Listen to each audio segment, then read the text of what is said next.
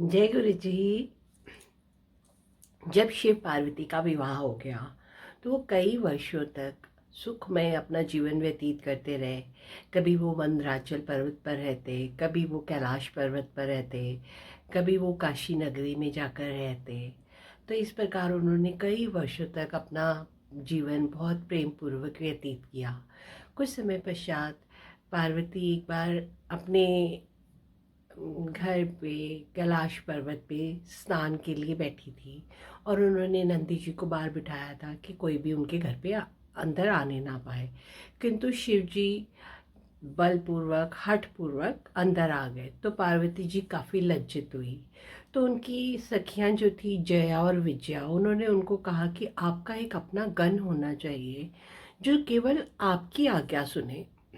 तो ये जानकर और ये सब देखकर पार्वती जी को लगा कि उनको अपने लिए एक गन चाहिए। तो उन्होंने अपने शरीर के उपटन से, जो उनके शरीर पर उन्होंने उपटन लगाया था, उस उपटन से उन्होंने एक बालक की रचना की और उसके अंदर अपनी शक्ति से प्राण दिए। और जब उस बालक के अंदर प्राण का संचार हो गया तो वो खड़े हो गए और उन्होंने बोला कि माता मेरे लिए क्या आज्ञा है। तो उन्होंने बोला कि तुम मेरे गण हो और मेरी आज्ञा के बिना कोई भी मेरे द्वार पे अंदर प्रवेश ना कर सके, चाहे कोई भी हो, कोई भी कितनी भी हट करे, तुम उसे प्रवेश नहीं दोगे। तो उसने, बालक ने माता की आज्ञा को सिर नवाकर स्वीकार किया और वो जाकर द्वार पर खड़ा हो गया द्वारपाल बनकर। तब माँ पार्वती अपनी सखियों के साथ क्रीड़ा करने लग गई। कुछ समय पश्चात जब शिव आए तो जो बालक गणेश थे उन्होंने उनको अंदर जाने से रोका। शिव ने कहा तुम जानते नहीं हो मैं कौन हूँ, मैं यहाँ का स्वामी हूँ। उन्होंने कहा आप कोई भी हो, मुझे मेरी माता की आज्ञा है कि अंदर कोई भी नहीं जाएगा। तो उन्होंने उनको अंदर नहीं जाने दिया। तो शिव को बहुत क्रोध आया। तो उन्होंने अपने गणों को बोला कि भी इस बालक को हटाओ यहाँ से। तो वो लोग आए उनको हटाने के लिए, पर गणेश से कोई भी उनको, गणेश को हटा नहीं सके और सब हार मान गए।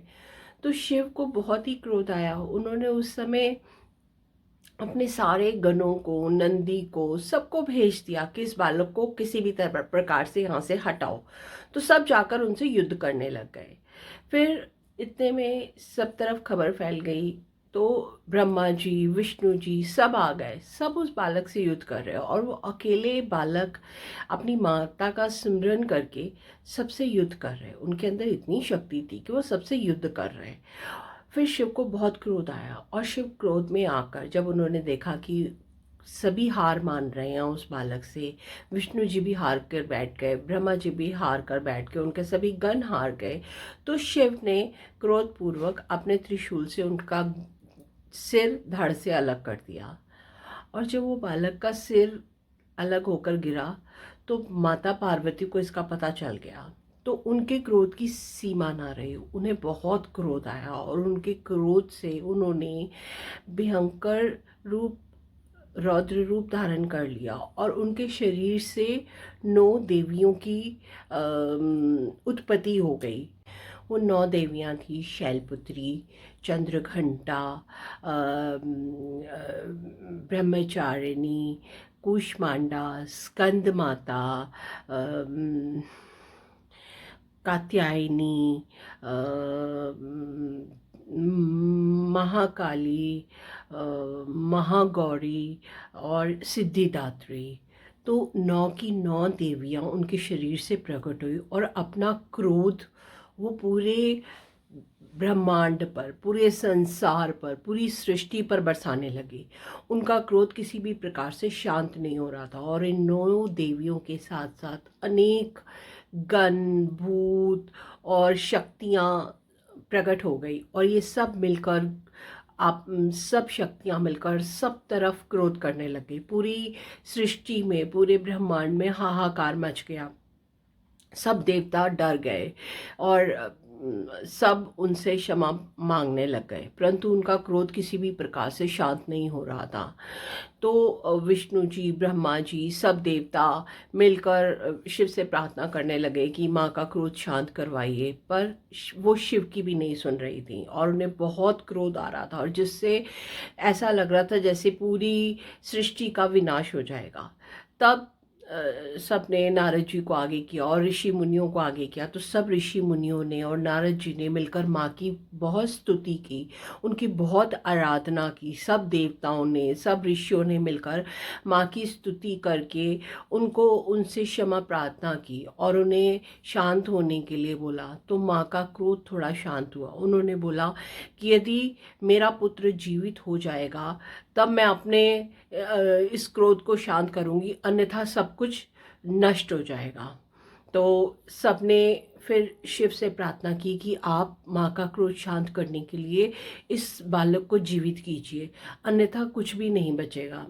तो शिव ने उनको आज्ञा दी कि आप लोग जाओ और जिस किसी का भी आपको उत्तर दिशा में जो भी मिलता है उसका सर काट कर लेके आ जाओ। तो जब वो लोग उत्तर दिशा की तरफ गए तो उन्हें वहाँ पे सर्वप्रथम एक बालक हाथी मिला। उन्होंने उसका सिर काट कर लेके आ गए और शिव ने वो सिर गणेश जी के धड़ पे रख कर उनको पुनः जीवन प्रदान किया।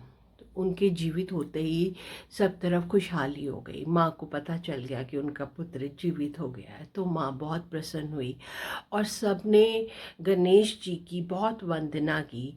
सबने उनको सब सर्वप्रथम पूजनीय माना। सबकी तरफ से सबने उनको वरदान दिया कि आप सबसे पहले पूजनीय हो गए, आपकी पूजा के बिना कोई भी कार्य सफल नहीं होगा। जो भी कोई कार्य करने जाएगा सर्वप्रथम आपकी पूजा होगी, तभी वो कार्य संपूर्ण होगा और सफल होगा। इस प्रकार सभी देवताओं ने, ऋषि मुनियों ने, सब ने गणेश जी को बहुत सारे आशीर्वाद दिए और माँ ने भी उनको बहुत प्यार किया। उनकी बुद्धि, बल सबसे बढ़कर, और वो विघ्नहर्ता कहलाए। सब विघ्न हरने वाले प्रथम पूज्य गणेश जी कहलाए। ओम गण गणपते नमो नमः।